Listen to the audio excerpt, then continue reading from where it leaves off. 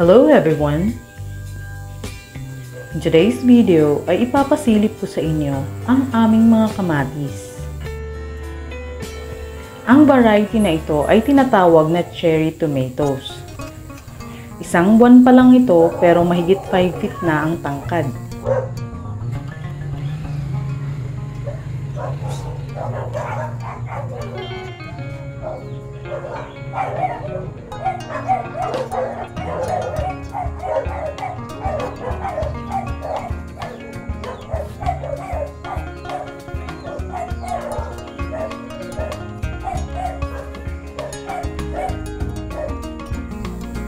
Maliliit lang ang bunga nito pero kumpul-kumpul naman.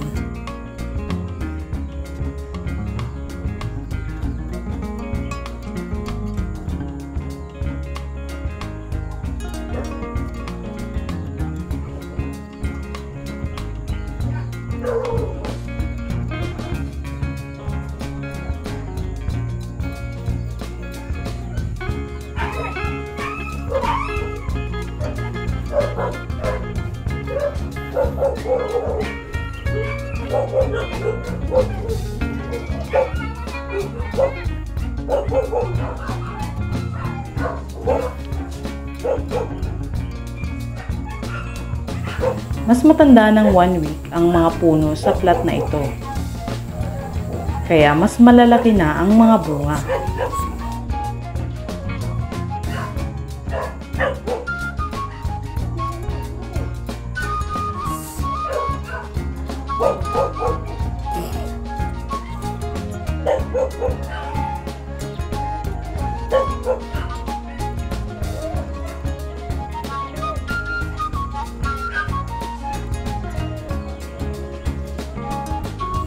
Pero sagad na ang laki na yan. Hihintayin na lang na mahinog.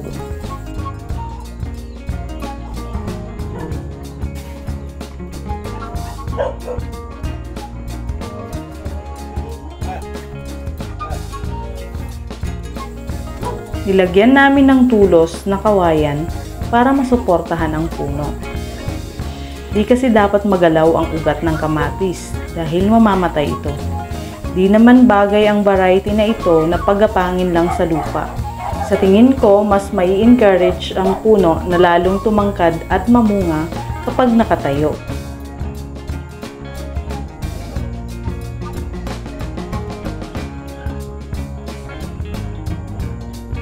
Pinalaki namin ang mga punong ito sa pamamagitan ng purong organikong pamamaraan.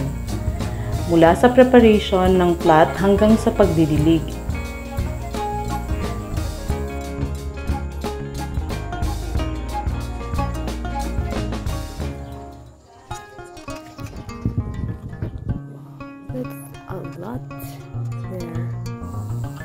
Ang lupang pinagtaniman namin ay hinaluan namin ng rice hull, carbonized rice hull, abo at ipot ng manok. Kapag tuyo na ang dahon, tinatanggal ko para hindi kapitan ng sakit ang puno.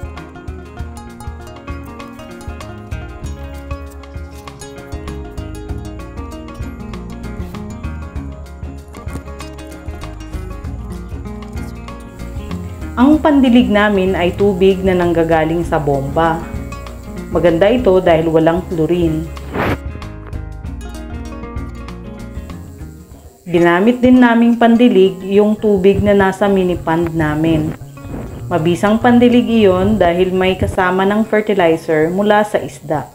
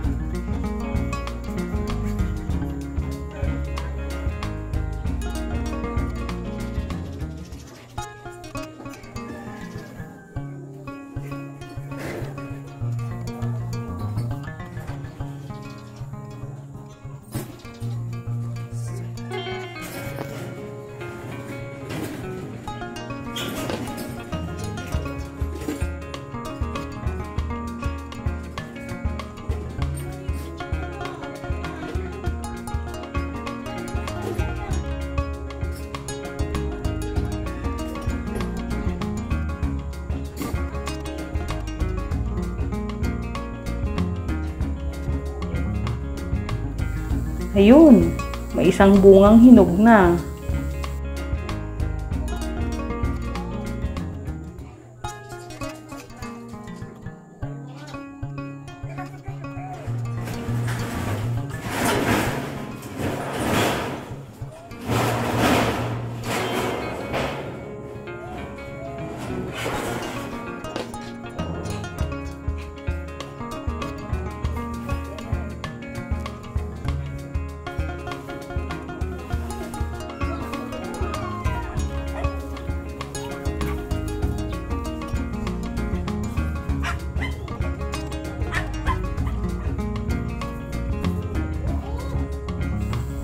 Ito naman ang variety na steak tomato. Lalaki naman ang bunga ng variety na ito. Hindi masyadong tumatangkad ang steak tomatoes kaya pinagapang na lang namin sa lupa.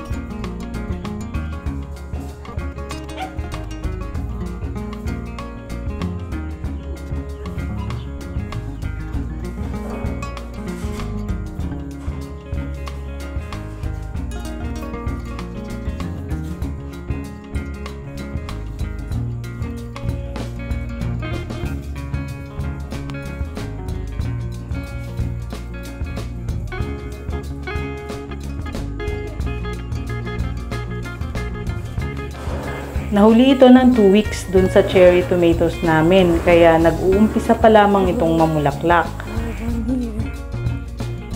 Ang shape ng bunga nito ay kamukha ng kalabasa.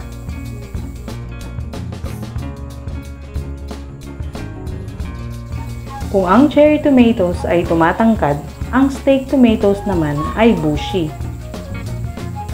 Hinayaan ko lang ang mga shoots na dumami. At sa tingin ko, doon ako nagkamali. Napansin ko kasi later on, hindi nagiging bunga ang lahat ng mga bulaklak niya. Lumago ng husto ang mga dahon pero kaunti lang ang mga bunga.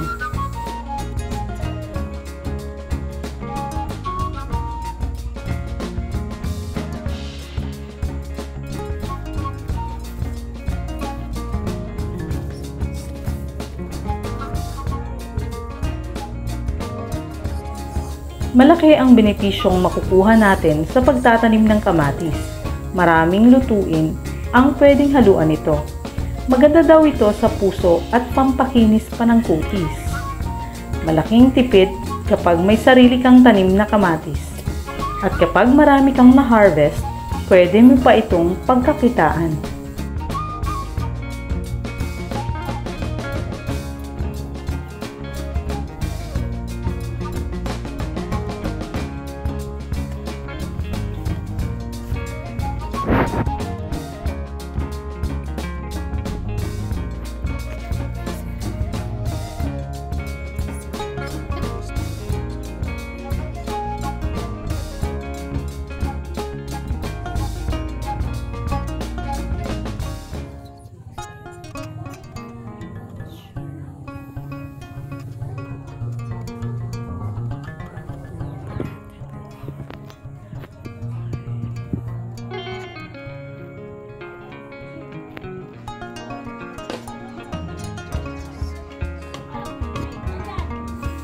Nakakatuwang pagmasdan ang green na paligid, lalo na kung may mga bunga na.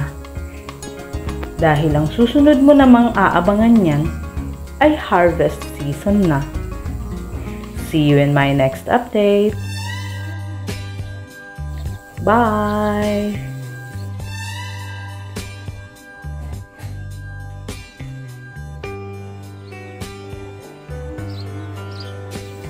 Thank you for watching. Don't forget to subscribe.